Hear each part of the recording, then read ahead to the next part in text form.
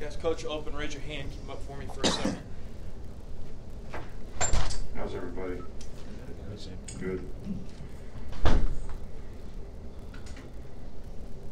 Well, look, the first thing I'd like to do is I got a lot of messages from a lot of fans, supporters, family, a lot of people that I have really good relationships with, and you know, one of the bad things about this job is you can't respond to all that stuff, but I do appreciate very much all the birthday wishes, and I guess, you know, a lot of kids will have a lot of fun at Halloween, so we wish them the best too. But, you know, things have gone pretty well for us this week. You know, players are working hard.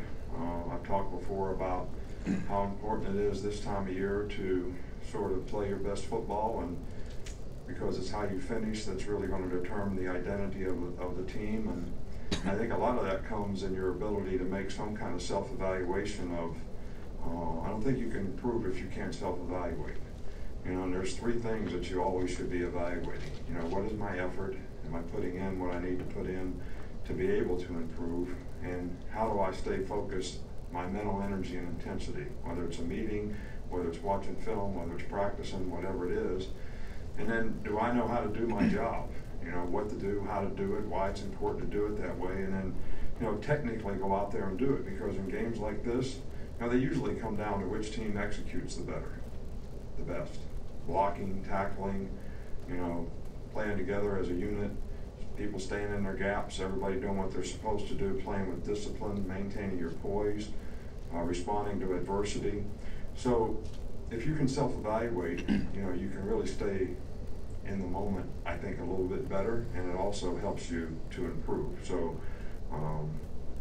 you know, I think the players understand, you know,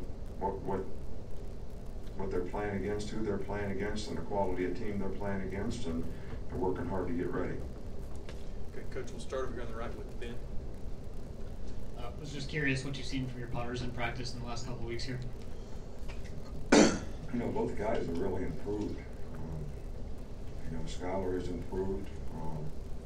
Mike has improved. Well, both guys have improved. So hopefully that will carry over into the games, and we can, you know, improve our consistency in that area to some degree. Coach, we're on the left with Michael. You talked Monday about the evolution of LSU's offense. So what have you seen different from their defense this year? Where have they evolved? I don't think they do a lot of things different. I think they do things really, really well. I think they understand their scheme. I think they have a really good scheme. I think their players play the scheme well. They have a great understanding of what they're supposed to do. They have a really good third down package in terms of, you know, lots of different guys dropping different places, different guys rushing, mixing up zones and mans.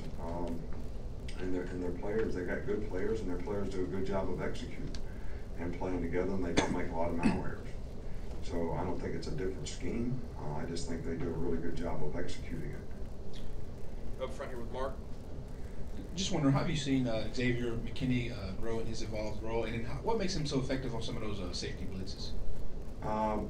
You know, X is a really good player. He's very explosive. He's got really good speed. You know, he's a very instinctive guy. He's got cover ability for a safety, which I think is really, really important. So, you know, we make him be the money guy or the 6DB in the box, you know, as much as we can.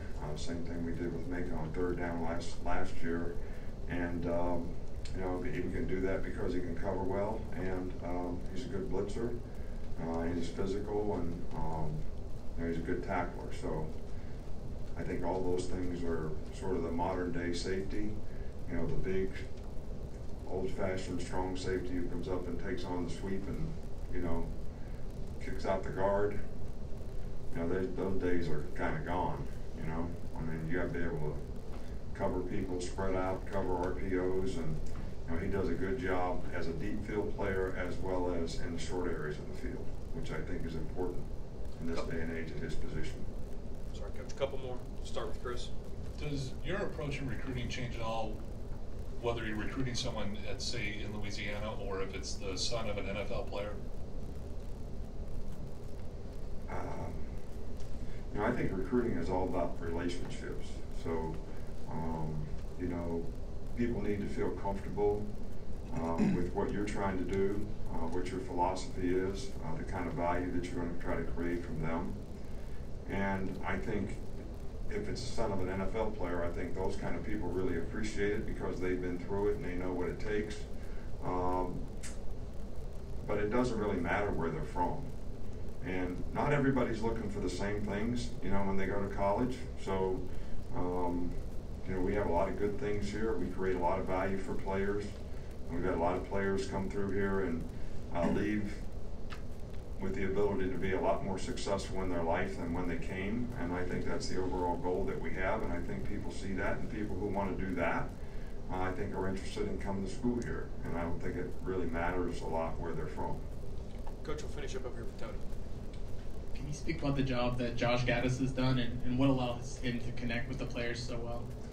Well, Josh is a very, very good coach. He's a very bright guy. He's been in some good systems. He has a good understanding of the big picture offensively.